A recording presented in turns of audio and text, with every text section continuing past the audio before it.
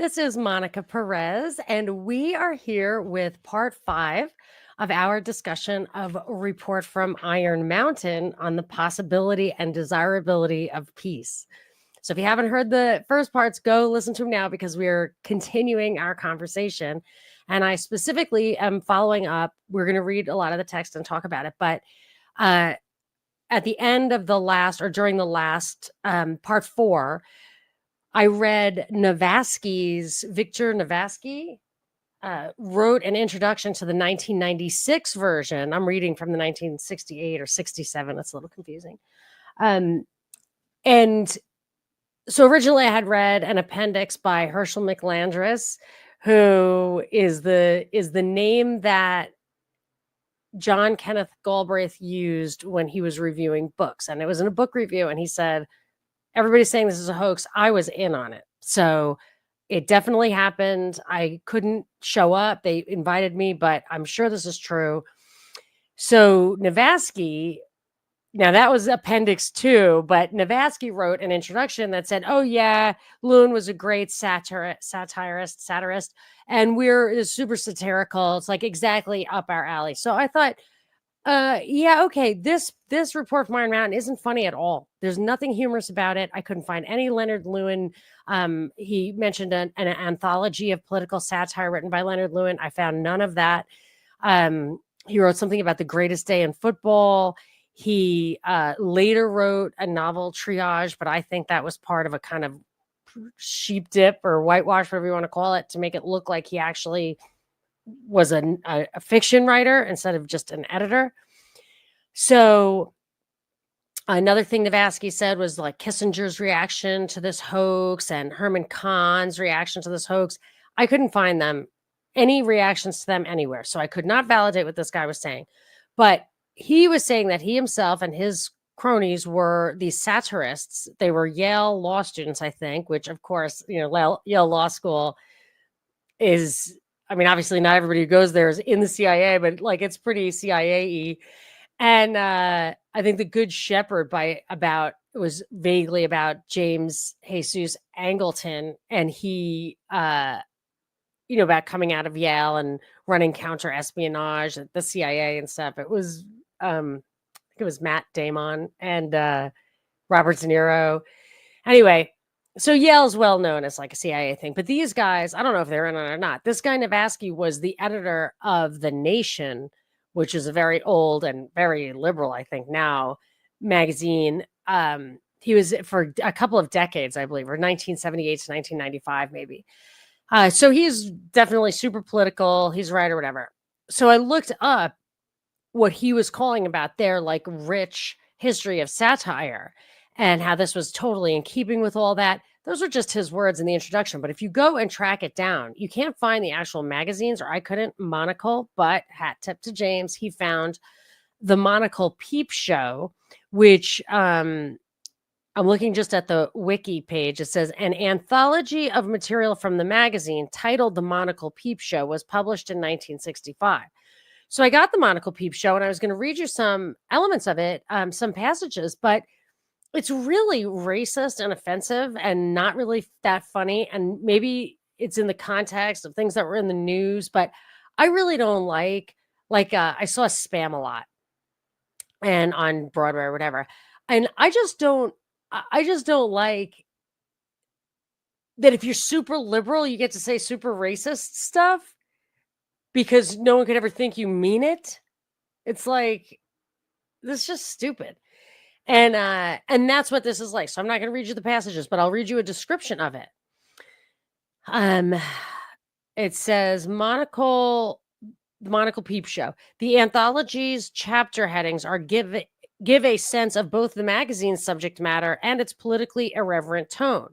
The book is divided into black and white journalism on race in America, quote, yellow journalism on East Asia, including the Vietnam War, quote, red journalism on communism and the Cold War, quote, off-color journalism, 2 pieces, one about a not-so ex-Nazi rocket scientist and the other about someone campaigning for the papacy. I'll actually have to go read those. Anyway, it goes on like that. And It just reminds me of like the Charlie Hebdo thing. Like it's just a bunch of offensive, stupid. But my point isn't even to insult it or critique it in any way. It's just to say the tone of this thing is so utterly different. I'll see if I can attach it to the show notes. I'm not sure because it's a PDF. It's so completely different from the report from Iron Mountain, which isn't tongue in cheek. It's not humorous. It doesn't take anything lightly. It's plausible. It's highly original and extremely in depth. So I'm not saying it was exactly what it's purported to be. I'm not saying that there were 15 multidisciplinary men thinking about how to affect a transition from war to peace without losing the hierarchical structure of the country, if not the world. And if they couldn't, whether you would be able to, if you couldn't, could you just keep war going? And I really think they did. I think they just kept war going. They did not allow the paradigm shift that could have taken place in order to do that.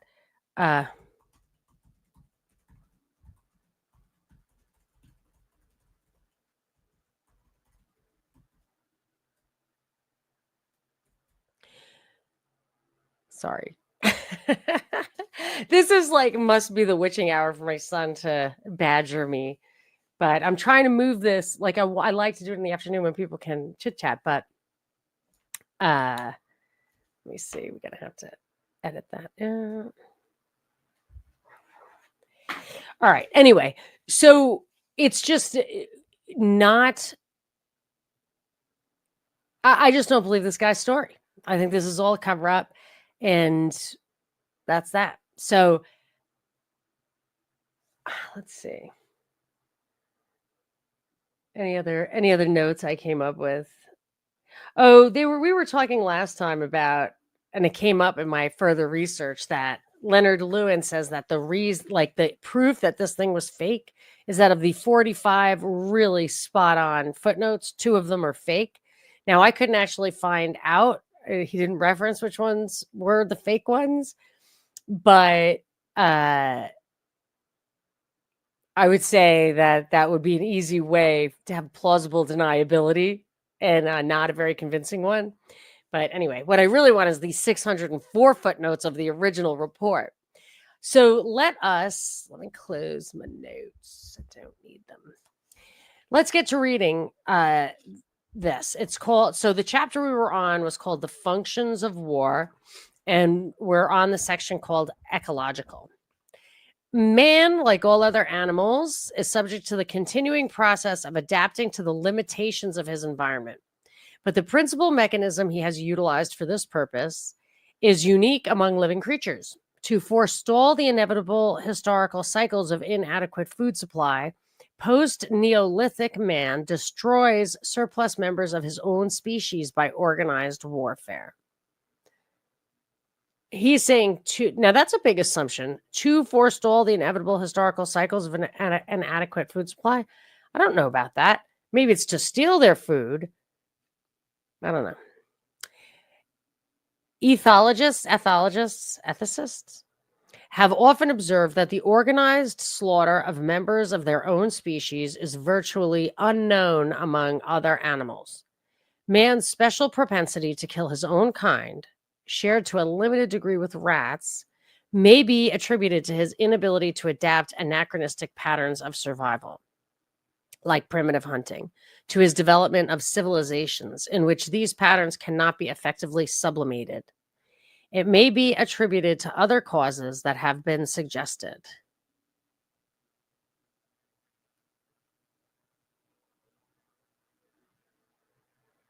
So anachronistic patterns of survival. So if you had patterns of survival that made sense before you lived in cities and organization and agricultural revolution, and I would just say the taxing state, the monument building, taxing state, what are you going to do with that energy? Just go to war. But I think war is about stealing mostly and retaliation. It may be attributed to other causes that have been suggested, such as a maladapted territorial instinct. Nevertheless, it exists, and its social expression in war constitutes a biological control of his relationship to his natural environment that is peculiar to man alone. So it could be that pressures on population create the need to steal other people's land, steal their food. If you're a government, appropriate more fertile land, cultivated land, so that you could steal some of the grain for taxes. Maybe you need women. I mean, I guess if you have too many men and they're causing trouble, you could just, go steal some stuff from the neighbors. And if you don't come back, we don't care. I mean, I guess it could be like that, but I think there could be many reasons. Anyway,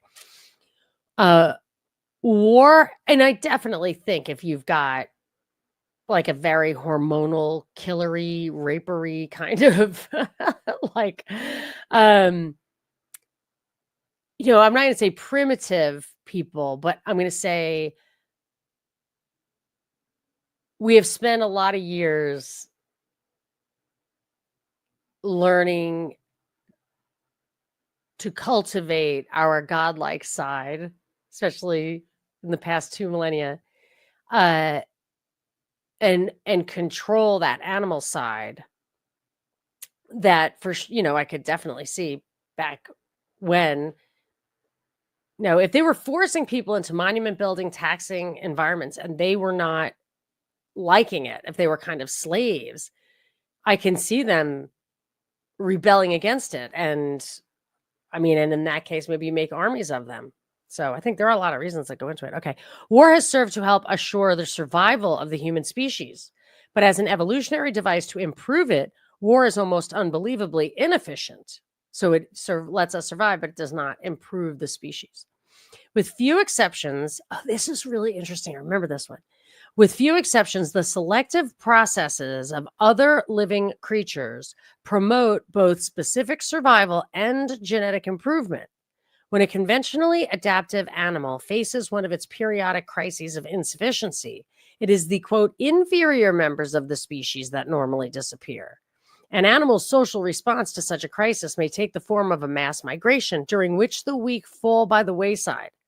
Or it may follow the dramatic and more efficient pattern of lemming societies, in which the weaker members voluntarily disperse, leaving available food supplies for the stronger.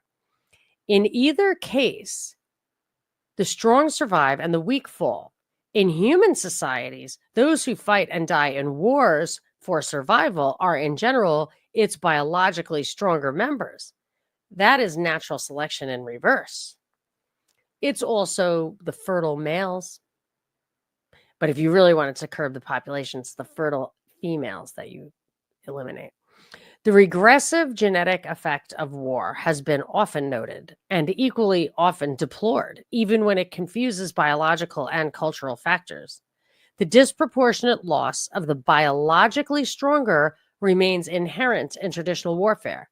It serves to underscore the fact that survival of the species, rather than its improvement, is the fundamental purpose of natural selection, if it can be said to have a purpose, just as it is the basic premise of this study. But as the polemologist Gaston Boutoul has pointed out, other institutions that were developed to serve this ecological function have proved even less satisfactory. They include such established forms as these: infanticide, practiced chiefly in ancient and primitive societies; sexual mutilation; monasticism; forced emigration; extensive capital punishment, as in Old China and 18th century England; and other similar, usually localized practices. What about encouraging homosexuality?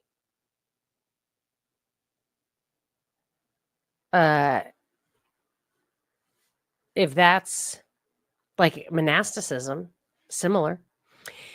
Man's ability to increase his productivity of the essentials of physical life suggests that the need for protection against cyclical famine may be nearly obsolete. It has thus tended to reduce the apparent importance of the basic ecological functions of war, which is generally disregarded by peace theorists. Two aspects of it remain especially relevant, however.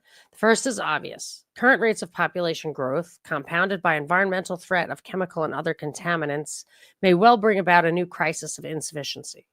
If so, it is likely to be one of unprecedented global magnitude, not merely regional or temporary. Conventional methods of warfare would almost surely prove inadequate in this event to reduce the consuming population to a level consistent with survival of the species. Before I forget, I want to just say two things about COVID. One is that it did eliminate the weak and not the strong. So as a substitute for war in that regard, it's superior. Also, I think there was a lot of evidence to suggest that it affected female reproduction. Yeah,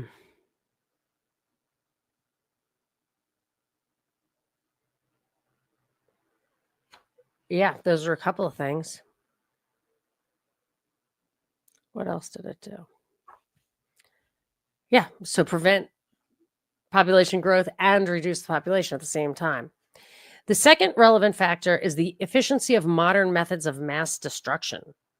Even if their use is not required to meet a world population crisis, they offer, perhaps paradoxically, the first opportunity in the history of man to halt the regressive genetic effects of natural selection by war. Nuclear weapons are indiscriminate. Their application would bring to an end the disproportionate destruction of the physically stronger members of the species, the warriors, in periods of war. Whether this prospect of genetic gain would offset the unfavorable mutations anticipated from post-nuclear radioactivity, we have not yet determined. What gives the question a bearing on our study is the possibility that the determination may yet have to be made. Another secondary ecological trend bearing on projected population growth is the regressive effect of certain medical advances. This is where it gets kind of like shockingly immoral, but not at all humorous. This is not satirical in tone. Pestilence, for example, is no longer an important factor in population control. The problem of increased life expectancy has been aggravated. These advances also pose a potentially more sinister problem, in that undesirable genetic traits that were formerly self-liquidating are now medically maintained. Many diseases that were often fatal at pre-procreational ages are now cured. The effect of this development is to perpetuate undesirable susceptibilities and mutations. It's funny because if a young person does have to go through chemo and stuff, sometimes they will take their gametes and save them because those procedures make you sterile, and you can go back and use them after. So you really have to not only saving their lives, but facilitating procreation that could not otherwise happen. But yeah, it's a shocking analysis. It seems clear that a new quasi-eugenic function of war is now in process of formation that will have to be taken into account in any transition plan.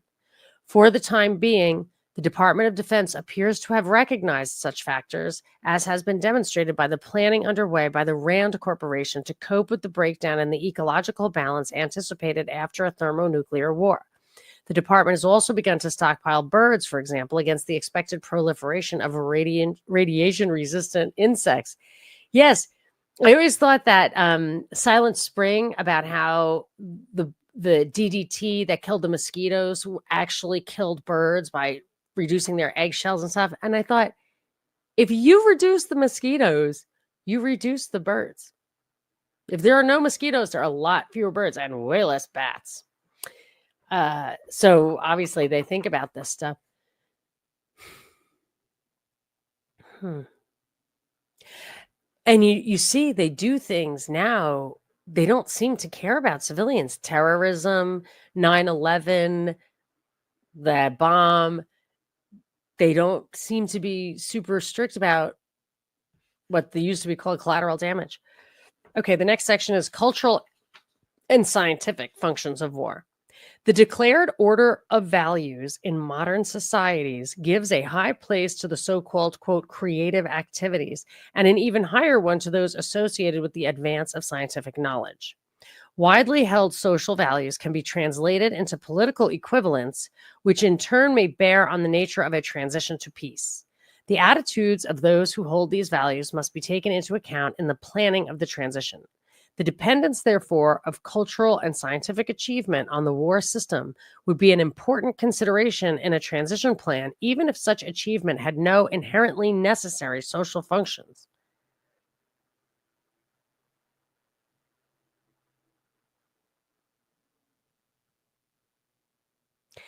Interesting. So, right brain people who thinks, and I really don't, supposedly when I take tests, like I get even scores on left and right, but I don't think that's right because I get math, but I do not get the creative thing. And but people who think that like that do think differently. And I think I just don't even know what they're saying. Like I don't see what they see. And I mean it's true. Like I think some of the creative stuff are gifts that really aren't really profound gifts that aren't measured in like the standardized tests that get you placed into the productive order of things. And even though a lot of lip service is paid to it, if productivity is the only thing that matters, then it's really not going to be exalted. But there are a lot of people who know that's their strength. And of course, that's oftentimes that's what you think is most important, is the thing that you are strong. It's very hard to get out of that way of thinking. And they need to appease those people, he's saying.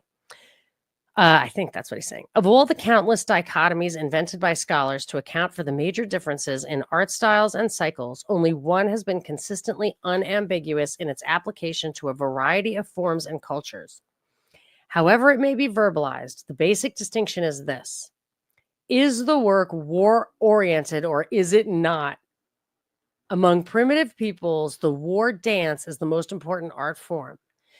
Elsewhere, literature, music, painting, sculpture, and architecture that has won lasting acceptance has invariably dealt with a theme of war expressly or implicitly and has expressed the centricity of war to society. The war in question may be national conflict, as in Shakespeare's plays, Beethoven's music, or Goya's paintings, or it may be reflected in the form of religious, social, or moral struggle, as in the work of Dante, Rembrandt, and Bach. Art that cannot be classified as war-oriented is usually described as sterile, decadent, and so on.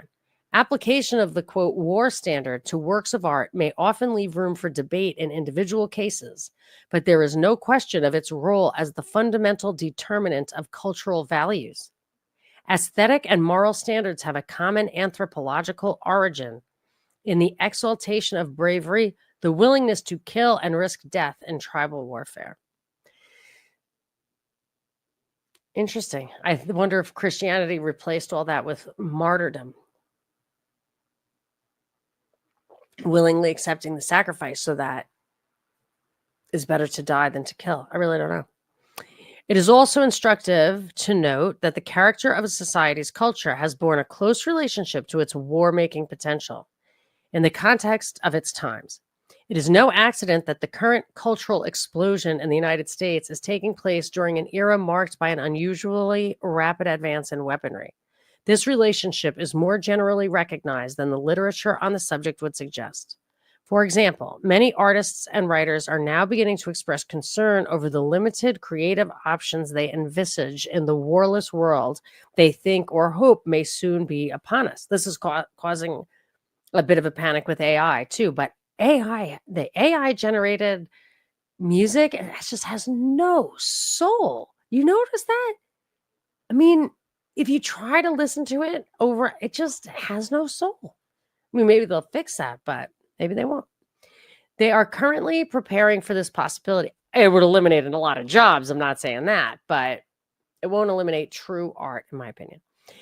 They are currently preparing for this possibility by unprecedented experimentation with meaningless forms Their interest in recent years has been increasingly engaged by the abstract pattern, the gratuitous emotion, the random happening, and the unrelated sequence. The relationship of war to scientific research and discovery is more explicit. War is the principal motivational force for the development of science at every level, from the abstractly conceptual to the narrowly technological. Modern society places a high value on, quote, pure science, but it is historically inescapable that all the significant discoveries that have been made about the natural world have been inspired by the real or imaginary military necessities of their epochs. The consequence of the discoveries have indeed gone far afield, but war has always provided the basic incentive. I actually think they flip that and they create wars so that they have a testing ground for science. And now I don't know if that was necessarily true in the 20th century, the century of chemistry, but this is the century of biology. So like the Iraq War and other conflicts we've had now, you've seen the advancements in prosthetics and now VR. Did you ever see the virtual reality commercial on the Super Bowl? I think it was not this year. I think it was last year. And they showed little kids who are handicapped and they can play, they can run and jump inside this virtual world. I mean, those kind of physical handicaps are often a result of war, and that's how they get the money and the funding and the opportunity to make these advancements. And I think that they don't hesitate to throw some human beings into war, even when it's not necessary for that reason. Beginning with the development of iron and steel and proceeding through the discoveries of the laws of motion and thermodynamics to the age of the atomic particle, the synthetic polymer, and the space capsule, no important scientific advance has not been at least indirectly initiated by an implicit requirement of weaponry. More prosaic examples include the transistor radio, an outgrowth of military communications requirements, the assembly line from Civil War firearms needs, the steel frame building from the steel battleship, the canal lock, and so on.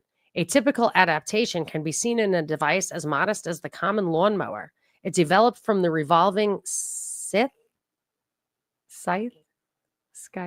S-C-Y-T-H-E, devised by Leonardo da Vinci to precede a horse-powered vehicle into enemy ranks. The most direct relationship can be found in medical technology. For example, a giant walking machine, an amplifier of body motions invented for military use in difficult terrain, is now making it possible for many previously confined to wheelchairs to walk. I did not remember this part, but that is for sure how it's going now. The Vietnam War alone has led to spectacular improvements in amputation procedures, blood handling techniques, and surgical logistics. It has stimulated new large-scale research on malaria and other tropical parasite diseases. It is hard to estimate how long this work would otherwise have been delayed, despite its enormous non-military importance to nearly half the world's population. Okay, and then he goes, there's just other stuff. We have elected to omit from our discussions of the non-military functions of war those we do not consider critical to a transitional program. This is not to say they are unimportant, however, but only that they appear to present no special problems for the organization of a peace-oriented social system. They include the following: war as a general social release. This is a psychosocial function serving the same purpose for a society as do the holiday, the celebration, and the orgy for the individual. Are we having like those annual orgies? The release and redistribution of undifferentiated tensions. War provides for the periodic, necessary readjustment of standards of social behavior. Well, yes, that's what they're using it for. Quote, the moral climate, and for the dissipation of general boredom, one of the most consistently undervalued and unrecognized of social phenomena. I was trying to plow through a just awfully, terribly difficult to read biography of Mao, and that said that he said we would be bored. At the end of history would mean ennui or whatever.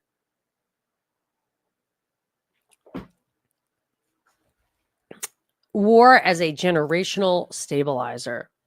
The psychological function served by other behavior patterns in other animals enables the physically deteriorating older generation to maintain its control of the younger, destroying it if necessary. Hierarchy. War as an ideological clarifier. The dualism that characterizes the traditional. Okay. Does anyone think this is a satire? I mean, this shit is deep and it's not funny and it's not written in a funny way. Okay.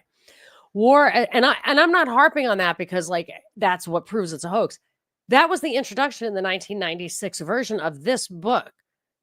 He is saying that he was responsible for generating this thing as political satire, like his other stuff.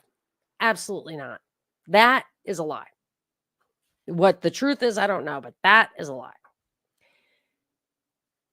The dualism that characterizes the traditional dialectic of all branches of philosophy and of stable political relationships stems from war as the prototype of conflict. Except for secondary considerations, there cannot be, to put it as simply as possible, more than two sides to a question because there cannot be more than two sides to a war. Okay, so this is what I think sports is all about. And when they started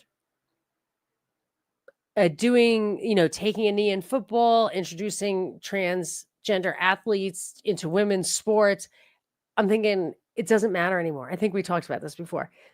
That means they're no longer using war as the model for society. And then you have COVID, which is all of humanity against trillions of invisible monsters that are trying to kill us all. Or like the UFO thing, like it's all of humanity versus the non-humanity. So it's a little different than two equal human sides. And I think both of those things lend towards world government as opposed to nation state system, which is supposedly not war versus war. War as the basis for international understanding. Before the development of modern communications, the strategic requirements of war provided the only substantial incentive for the enrichment of one national culture with the achievements of another. Although this is still the case in many international relationships, the function is obsolescent.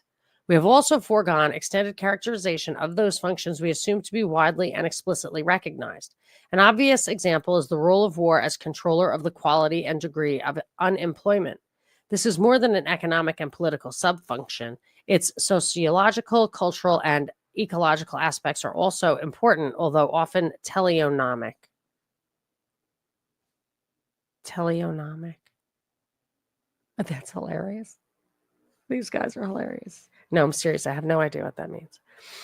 But none affect the general problem of substitution. The same is true of certain other functions. Those we have included are sufficient to define the scope of the problem. All right, section 6. Substitutes for the functions of war.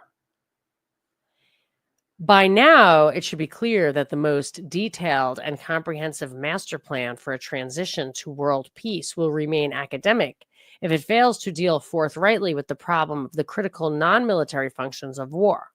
The social needs they serve are essential. If the war system no longer exists to meet them, substitute institutions will have to be established for the purpose.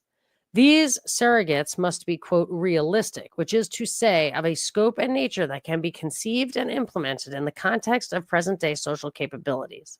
This is not the truism it may appear to be. The requirements of radical social change often reveal the distinction between a most conservative projection and a wildly utopian scheme to be fine indeed. In this section, we will consider some possible substitutes for these functions. Only in rare instances have they been put forth for the purposes which concern us here, but we see no reason to limit ourselves to proposals that address themselves explicitly to the problem as we have outlined it. We will disregard the ostensible or military functions of war. It is a premise of this study that the transition to peace implies absolutely that they will no longer exist in any relevant sense. So there will be no military functions of war. That's the problem they're grappling with. How do you If you don't have a military necessity for war, can you live without it? Okay. We will also disregard the non-critical functions exemplified at the end of the preceding section. Okay. All right. So he's going to go back to the big stuff. Economic. Economic surrogates for war must meet two principal criteria. They must be, quote, wasteful in the common sense of the word, and they must operate outside the normal supply-demand system. A corollary that should be obvious is that the magnitude of the waste must be sufficient to meet the needs of a particular society. An economy as advanced and complex as our own requires the planned average annual destruction of not less than 10% of gross national product, if it is effectively to fulfill its stabilizing function. When the mass of a balance wheel is inadequate to the power it is intended to control, its effects can be self-defeating, as with a runaway locomotive. The analogy, though crude, is especially apt for the American economy, as our record of cyclical depressions shows. All have taken place during periods of grossly inadequate military spending.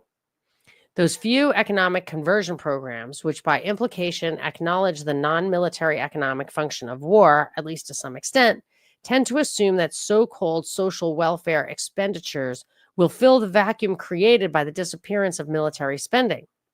When one considers the backlog of unfinished business proposed but still unexecuted in this field, the assumption seems plausible.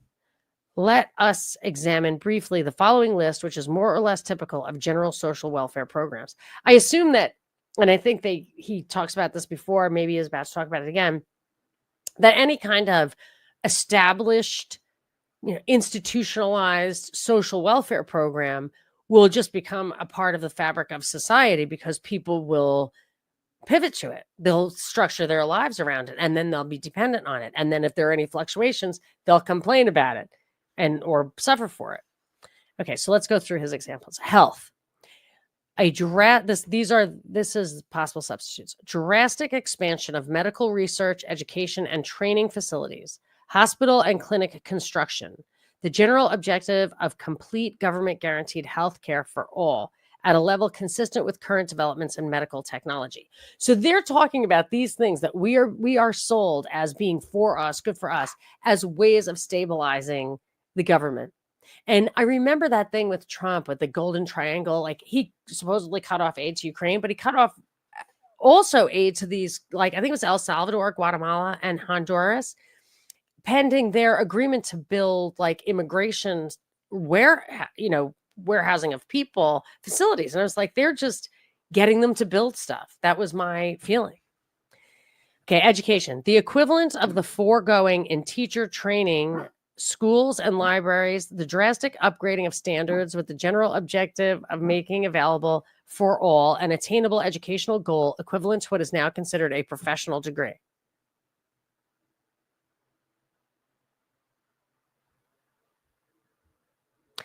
Yeah, so just keep people going to school. I always thought that was the way of getting people off the streets, warehousing people. Housing. Clean, comfortable, safe, and spacious living space for all at the level now enjoyed by about 15% of the population in this country, less in most others. So affordable housing. Transportation. The establishment of a system of mass public transportation, making it possible for all to travel to and from areas of work and recreation quickly, comfortably, and conveniently, and to travel privately for pleasure rather than necessity. All this stuff is being implemented, has been. Physical environment. The development and protection of water supplies, forests, parks, and other natural resources. The elimination of chemical and bacterial contaminants from air, water, and soil. I think he's just talking about how to spend money. Poverty, the genuine elimination of poverty, defined by a standard consistent with current economic productivity by means of a guaranteed annual income or whatever system of distribution will best assure its achievement. This is only a sampler, so they don't care about our standard of living. They're just talking about how to stabilize the system, I would say, for the hierarchy. This is only a sampler of the more obvious domestic social welfare items, and we have listed it in a deliberately broad, perhaps extravagant manner. In the past, such a vague and ambitious sounding, quote, program would have been dismissed out of hand without serious consideration. It would clearly have been prima facie, I don't know, FACIE. I should know that. I mean, you could say prima facie, but I don't know if that's right. Far too costly, quite apart from its political implications. Our objection to it, on the other hand, could hardly be more contradictory. As an economic substitute for war, it is inadequate because it would be far too cheap, whereas politically, it would be far too expensive. Okay. If this seems paradoxical, it must be remembered that up to now, all proposed social welfare expenditures have had to be measured within the war economy, not as a replacement for it. The old slogan about a battleship or an ICBM costing as much as X hospitals or Y schools or Z homes takes on a very different meaning if there are to be no more battleships or our ICBMs. Since the list is general, we have elected to forestall the tangential controversy that surrounds arbitrary cost projections by offering no individual cost estimates. But the maximum program that could be physically effected along the lines indicated could approach the established level of military spending only for a limited time. In our opinion, subject to a detailed cost and feasibility analysis, less than 10 years, in this short period, at this rate, the major goals of the program would have been achieved. Its capital investment phase would have been completed, and it would have established a permanent, comparatively modest level of annual operating cost within the framework of the general economy. Here is the basic weakness of the social welfare surrogate. On the short-term basis, a maximum program of this sort could replace a normal military spending program, provided it was designed like the military model to be subject to arbitrary control. Public housing starts, for example, or the development of modern medical centers might be accelerated or halted from time to time as the requirements of a stable economy might dictate. But on the long-term basis, social welfare spending, no matter how often redefined, would necessarily become an integral, accepted part of the economy, of no more value as a stabilizer than the automobile industry or old age and survivors insurance. Apart from whatever merit social welfare programs are deemed to have for their own sake, their function as a substitute for war in the economy would thus be self-liquidating. They might serve, however, as expedients pending the development of more durable substitute measures. Another economic surrogate that has been proposed is a series of giant space research programs. These have already they're doing this stuff. This has already demonstrated its utility in a more modest scale within the military economy. What has been implied, although not yet expressly put forth, is the development of a long-range sequence of space research projects with largely unattainable goals.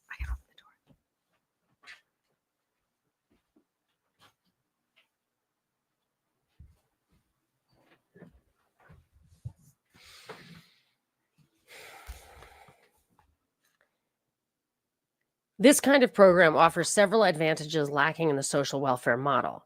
First, it is unlikely to phase itself out, regardless of the predictable surprises science has in store for us. The universe is too big. In the event some individual project unexpectedly succeeds, there would be no dearth of substitute problems. For example, if colonization of the moon proceeds on schedule, it could then become necessary to establish a beachhead on Mars or Jupiter, and so on. Second, it need be no more dependent on the general supply-demand economy than its military prototype. Third, it lends itself extraordinarily well to arbitrary control. Space research, well, they just established the Space Force. Isn't that like Donald Trump and Steve Carell or something? Anyway, I kid / not kid. Space research can be viewed as the nearest modern equivalent yet devised to the pyramid building and similar ritualistic enterprises of ancient societies. It is true that the scientific value of the space program, even of what has already been accomplished, is substantial on its own terms. But current programs are absurdly and obviously disproportionate in the relationship of the knowledge sought to the expenditures committed. All but a small fraction of the space budget, measured by the standards of comparable scientific objectives, may be charged de facto to the military economy. Future space research, projected as a war surrogate, would further reduce the scientific rationale of its budget to a minuscule percentage indeed. As a purely economic substitute for war, therefore, extension of the space program warrants serious consideration. In Section 3, we pointed out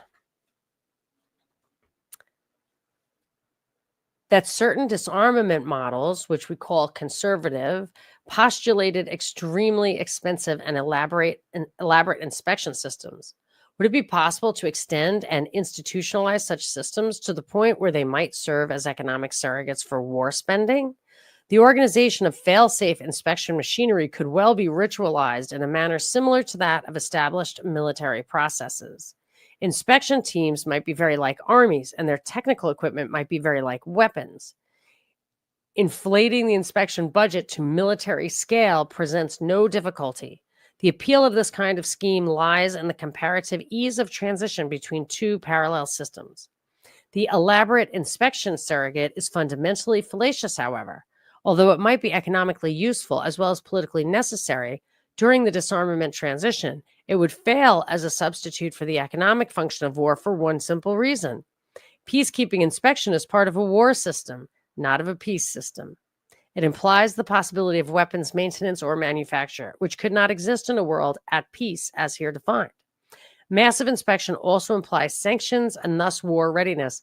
Wow, all these things that happen serve this massive social function, and they're still doing all of this. So, I mean, assuming this thing was real, they must have said, hey, man, we can use some of your ideas, but we're not giving this up.